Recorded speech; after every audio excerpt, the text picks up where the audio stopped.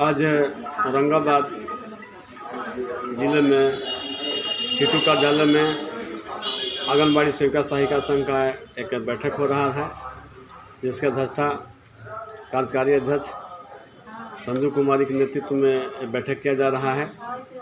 संजू जी, आप यहाँ मौजूद हैं, आप बताएं कि आज का बैठक का क्या उद्देश्य है? बैठक का मुख्य उद्देश्य है एफआरएस को लेकर। जो एफआरएस को लेकर हम लोग सारी सेवकाएँ इतना परेशान है कि हम लोग को मुसीबत खड़ा कर दिया है। और जो मोबाइल हम लोग को सरकार उपलब्ध कराई थी वो 5 साल पहले वो घटिया किस्म का था, जो आज काम नहीं कर रहा है, सबको कबाड़ा में फेंका हुआ है। और हम लोग किस तरह से काम करें? अगर किसी के मोबाइल से भी करते हैं तो लाभार्थी को बुलाते हैं फेस टू फेस करने के लिए, तो उनका मोबाइल कभी लिंक रहता है, कभी रिचार्ज है या नहीं है, फ़ोटो आ जाता है, उसके बाद आधार मोबाइल डालिए तो ओटीपी नहीं जाता है। अगर ओटीपी किसी के मोबाइल पर जाता भी है तो हम लोग ओटीपी नंबर बताने के लिए तैयार नहीं है।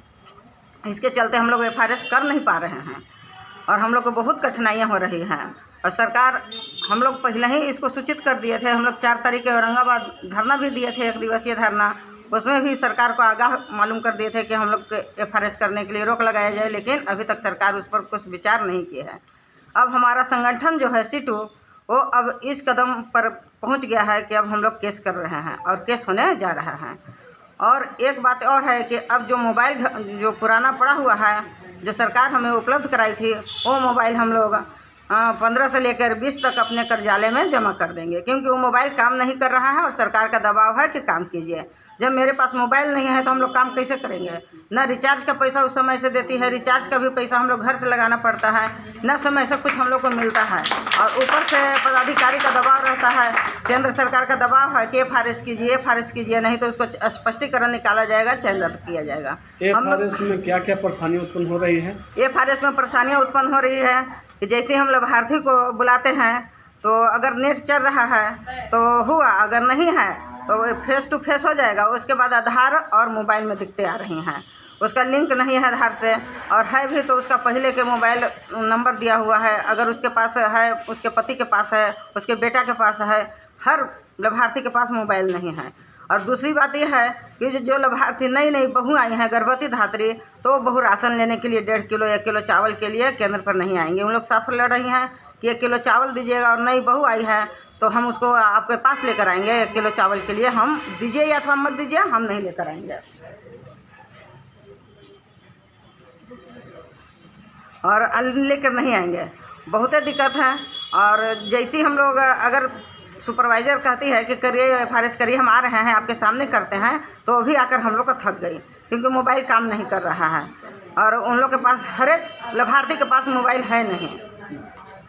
तो हम इसमें सक्षम नहीं हैं। हम लोग से सेवकाओं से ये सब एफआरएस नहीं होगा और हम लोग कोर्ट जा रहे हैं, केस करेंगे और उसके तहत मोबाइल भी हम लोग 15 से 20 तक जमा कर देंगे।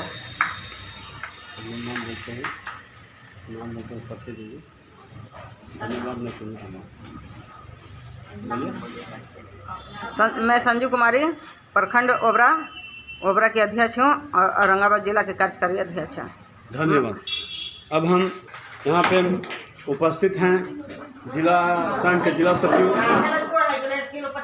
आप अपना परिचय देते हुए बात को रखें कि आज का बैठक आप लोग किस लिए और किस उद्देश्य से कर रहे थे, सरकार से आपका क्या मांग है, और अगर सरकार इस बात पर ध्यान नहीं दी तो अगला कदम आपका क्या होगा?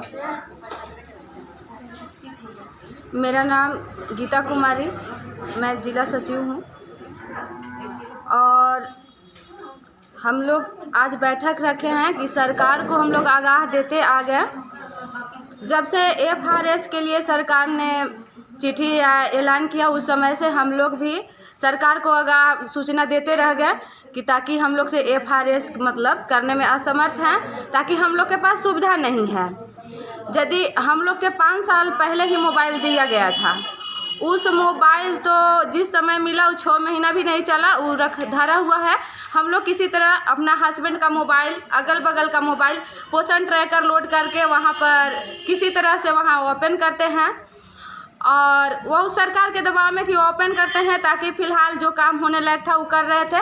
और इस एफआरएस जो है, एफआरएस अब लाभार्थी के घर हम लोग जा रहे हैं, लाभार्थी के घर किसी का आधार अपडेट नहीं है, किसी का आधार पर मोबाइल नंबर मैके का दिया हुआ है, उस पर OTP मिलना असंभव है। उसका मैके वाला भी OTP मांगिए तो मैके वाला वो लोग बोलता है कि OTP किस चीज़ के लिए आप लोग का OTP चाहिए, कौन मांगता है आप लोग का OTP। तो हम लोग उन लोग का जवाब देते हुए तो बोलते हैं खाली आप ही लोग से मांगता है। तो सरकार के हम ये भी कह देना चाहते हैं कि यदि जो आपको FRS करवाना है तो हर एक लाभार्थी को मोबाइल दीजिए, साथ में सेविका को भी सुविधा दीजिए, इसके बाद ही FRS सिस्टम किया जाएगा। यानी कि लाभार्थी को भी गारंटी मोबाइल का कीजिए। और एक चीज़ और हम सुने हैं गीता जी कि कुटुंबा प्रखंड में कुछ साइबर अपराधियों ने सेविका के नाम पर OTP मांग करके और कुछ लोगों को मोबाइल से पैसा हंग कर लिए हैं। इसमें क्या कहना है आपको, सही बात है क्या? जी सही बात है कि जो OTP मांग करके और किया जाता है, वो लोग बोलती है आकर के कि आप ही लोग के द्वारा OTP हम लोग देते हैं, से बैंक से इतना पैसा कट गया। एक हमारे ही क्षेत्र के जो सहायिका हैं उनके ही मतलब KYC अपना ही किए थे और केला के बाद उनको थोड़ा सा थे तो बोले थे कि मेरा पैसा कट गया। हर बार उनका आता है तो पैसा कट जाता है, उसके कारण तो हर एक लाभार्थी यही बात बोलता है कि जब इस तरह की समस्या आ रहा है और हम आप लोग के OTP नहीं देंगे। आप लोग FRS के पूर्ण रूप से विरोध करते हैं? एकदम विरोध करते हैं। अगर सरकार आपकी बात को नहीं सुनी तो अगला कदम आपका क्या होगा? हम लोग रोड से लेके कोर्ट तक करने जा रहे हैं। अब हम लोग सरकार को भी ये आगाह कर देना चाहते हैं कि 4 तारीख से हम लोग उनको सूचना दिए।